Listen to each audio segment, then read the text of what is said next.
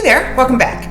So I've talked about phobias before and what happens in the brain when we get up close and personal to whatever our biggest fear is. So today I thought I'd get personal and share a confession. My biggest irrational phobia is the dentist. And I know that most people aren't crazy about the dentist. Statistically, about 30% of us experience some degree of fear, from anxiety to debilitating phobia when it comes to the dentist. And I am debilitating phobia. I am absolutely panic-stricken and terrified of the dentist. Irrational, I know. They're doctors. They're dedicated to helping people. But knowing a fear is irrational doesn't make it disappear.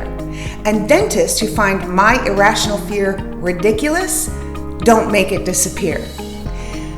About 6 months ago, I found the courage to face my fear. Just a cleaning and x-rays. I can do this, I said, right? So I did some research and I found a dentist who touted on his website that he understands dental anxiety, and I made an appointment. By the time I got to his chair, I was experiencing more than a little anxiety. And I sat down and I blurted out, "I'm so sorry, I haven't been to the dentist in a very long time because I'm terrified to be here, and I know it's completely irrational, and I'm certain you're a very nice person, but please, please, please just understand my emotional distress right now."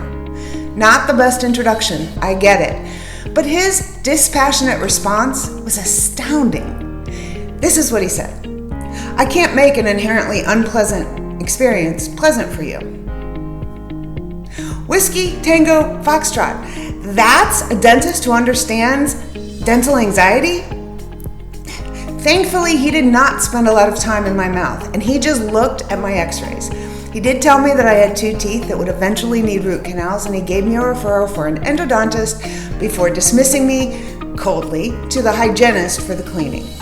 I stuck with the same introduction for her, hoping for a glimmer of empathy. Thankfully, her attitude couldn't have contrasted more sharply with his. She was kind and patient, and it was as much her attitude as her gentle dentistry that got me through it. Fast forward to a few weeks ago.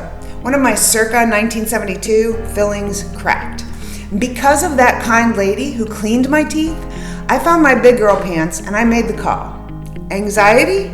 You bet. Because I knew that the pain would be administered not by the kind hygienist, but by the guy who had no patience for patients like me. Still, I worked up the courage and I managed to get in there. Again, the hygienists were amazing, and I am convinced they are the only reason that I made it through the temporary crown, which cracked the same day. So I went back, and then it came out a few days later, and I went back. But each time I got a little bit braver. Remember those 2 teeth that would eventually need root canals? Well, timing is everything. And coincidentally, one of them started aching the same day I got my 3rd temporary crown, and the pain got increasingly worse over the next 2 days. Despite a diet consisting solely of Ambisol and Aleve, I was in excruciating pain by the 2nd night. And by daybreak, I was camped out in the parking lot of my dentist's office, waiting and in tears. The dentist attitude this day was more contempt and irritation than annoyance, like I was coming back looking for some kind of attention. Besides, I was getting what I deserved for not making that endodontist appointment like he told me to. The only thing he could do right then was extract the tooth, and then he left the room while I decided what to do. I decided that I was in no condition to decide. So I got scripts for the pain and the infection and drove immediately to the pharmacy.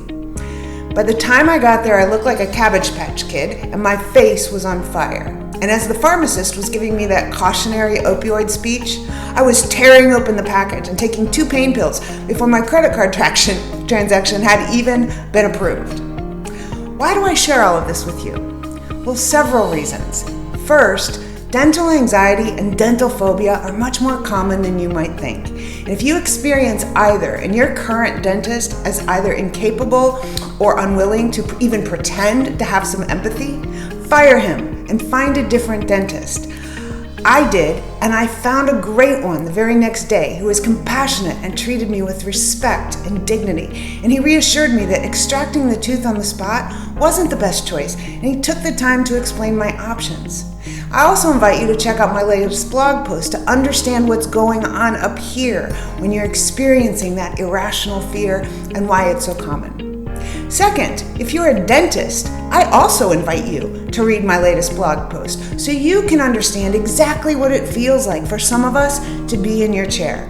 And if you really can't be bothered to read a 7-minute blog post, then maybe your lack of emotional intelligence is a bigger character flaw than my dental phobia. Thanks for sharing a few minutes of your day with me. Make it a good one.